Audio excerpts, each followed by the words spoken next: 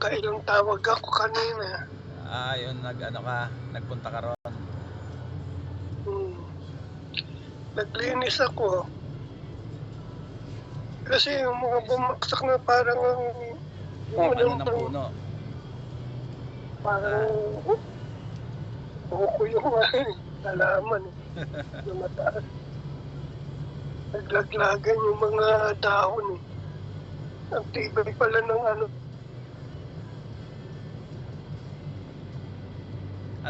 Anong ano yan? Anong street yan sa Amerika? Sa ano ba? Nakalimutan. Downey.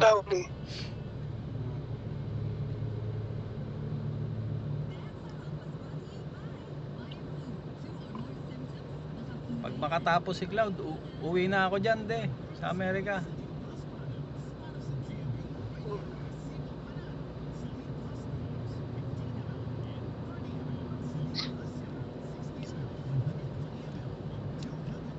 Nakakapagod na rito sa Pilipinas.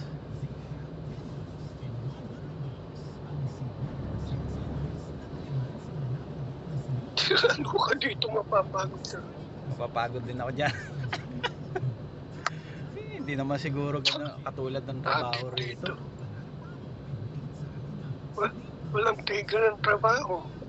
Yan. Maraming babayan.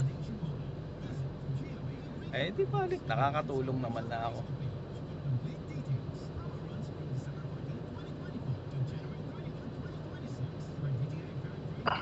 Ganda po nga dyan. Makakadiskarte ka pa paano. Kikita. Wala ka ng trabaho.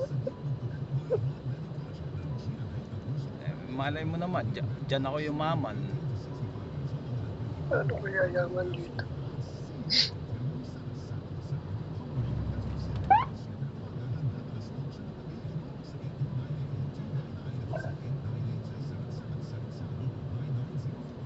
Dito kasi mahirap. Yan, diskarte ka lang din dyan eh. Liit lang kita.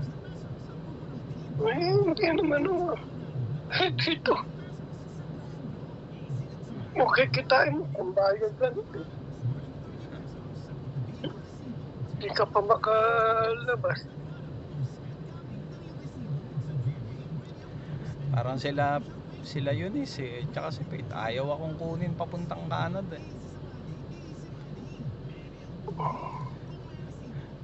Baka daw manggulo lang daw ako ron.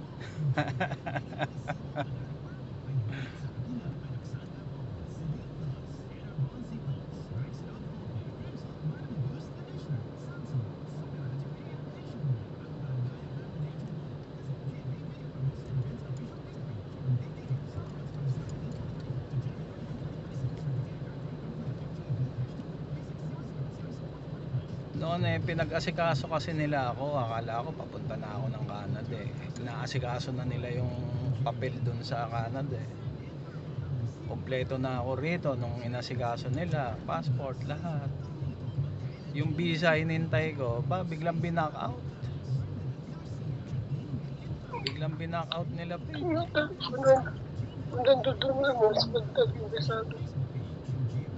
Di dapat kung noon pa may trabaho na ako, maayos ng buhay ko.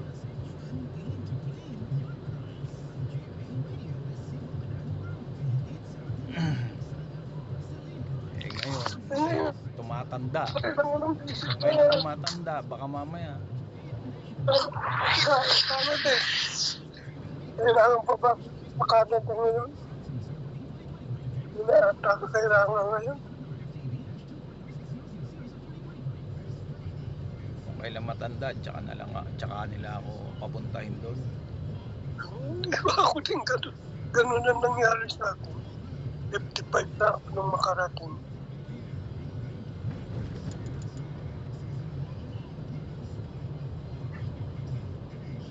Ay nako.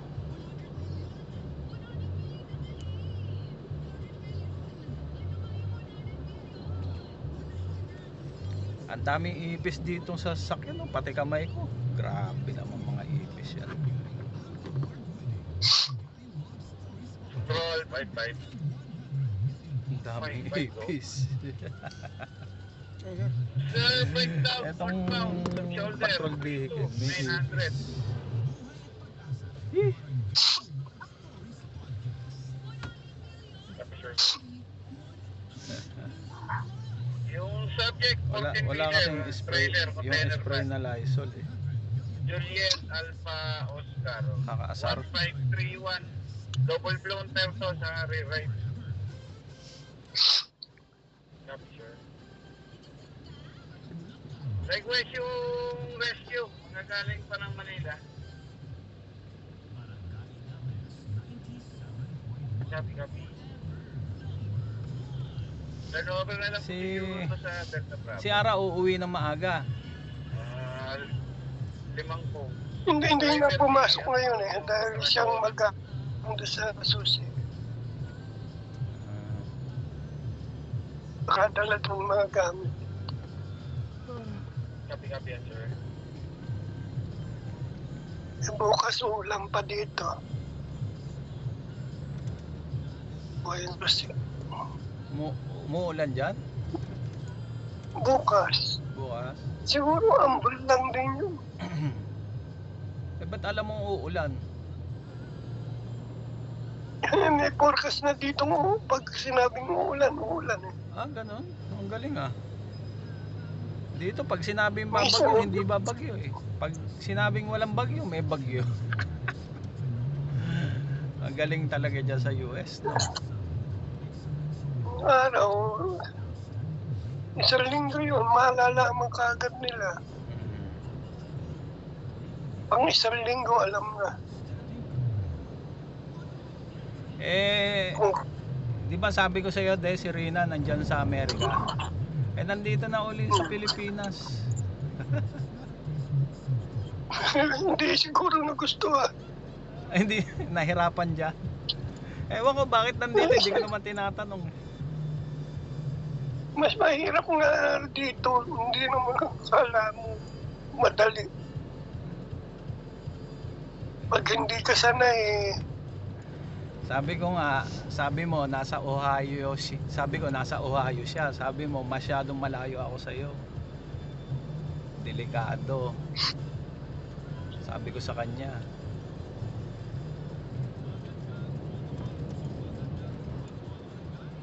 Akala ko nga pupuntahan ka nga niya eh. Yung pala, nung tignan ko rin pala, malayo ka pala. Napakalayo mo. layo nun. Parang ano eh, 3 Pilipinas yung layo eh. Dulot-dulo eh, parang Luzon, Mindanao eh. Tinitignan ko eh, sinusukat ko, napakalayo. Yung talagang malayo. Eh, parang nag-abroad ka rin, parang malayo pa yung Japan eh. Ah, malayo pa yun kesa sa Japan. Malaki kasi yung US eh. Oo, napakalaki na yun.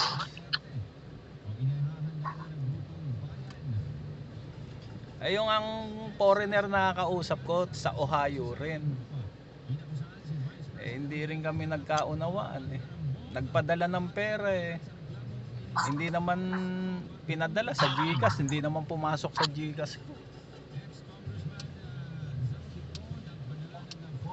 Eh, hindi na rin kami nagkaunawaan. Tao pa. Ah. Oo nga.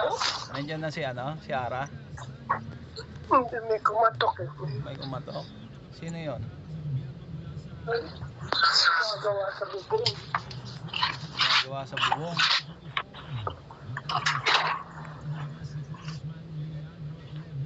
Namatay yung camera mo.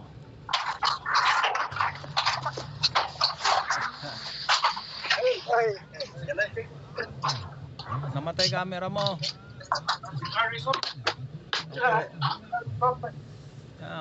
Foreign. Alay. Yung konting na bukas daw. Hindi, namatay camera. Hindi ko makita yung mga foreigner dyan. Kalimutan ko na. Sa US.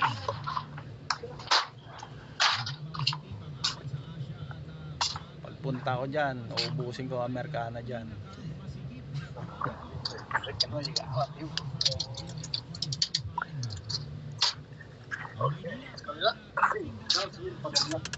Daddy, walang camera.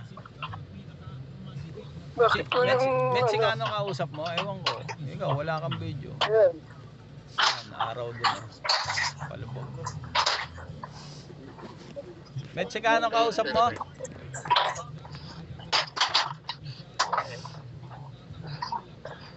Nasaan na yung kausap mo? Mexicano. Bumulong.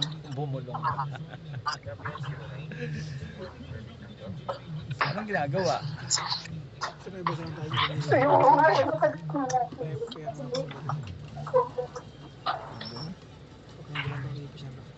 Ha? Sabi ko sa'yo, yung dami ipis eh.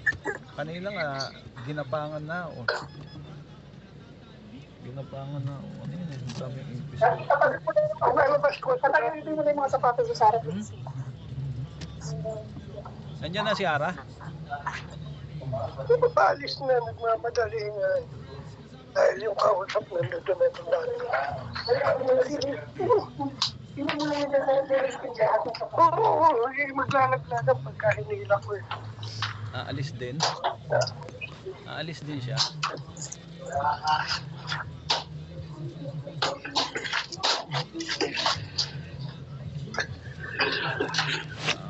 Ang father ko sa Amerika. De, buddy ko de oh.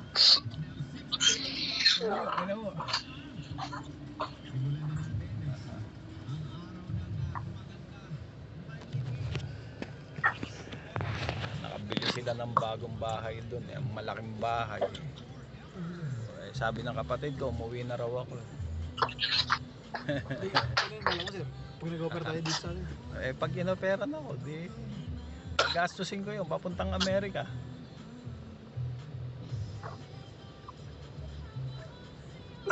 Kailangan ko ng pampaaral yung mga anak ko. Madidiskarte naman yun. Hindi ko lang alam kung Amerika kasi mas gusto ko sa Canada sa piling ng mga anak kong babae. Ay, yung anak mo sir, Malapit lang din naman yan eh, ang lugar nila. Doon sa Canada. Border lang eh. Border lang eh. Pumunta nga dyan si Faye. Yung anak kong panganay sa kanila eh. Kaya lang hindi dinaanan si Daddy. Sabi sa, ko, kung sa Canada, Toronto, hindi. Vancouver. Oh, kadikit. Tas susunod California na. Sina daddy mo sir? Yeah. Sabi lang. Canada, tas California. California. Oh, kadikit lang. Border lang tawid. Para ka lang nasa Luzon. Nagbisaya ka lang. Ganun lang kahaba ang biyahe. Siguro sabi nga ng anak ko, nag-travel lang daw sila ng overnight. Umaga tas overnight. Nasa US na sila. Para lang.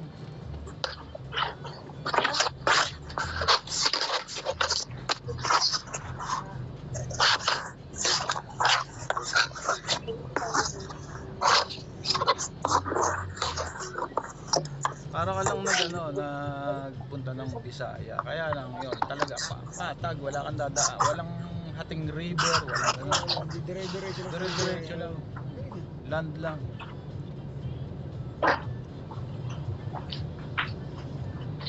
Dito, magpunta ka ng Bisaya, Mindanao, magbo-boat ka pa eh. Sasakay mo pa yung Roro ka pa rito. Roro ka Sa pa kanila, diretso na daan. Samantalang yun, country, diretso lang. Tsaka, sir, maganda, malapad ang daan dun eh. May certain mas malawak daw yung disyerto. Pero biro mo, pre-nabil yun ng anak ko, babae. Mga anak ko, mga explorer eh. Marami ng bansang napuntahan eh. Marami na silang bansa napuntahan kasi mahusay yung mga yun eh.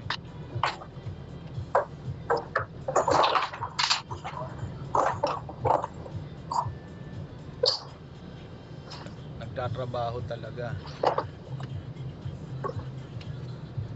Kahit nga Japan, puntahan mo.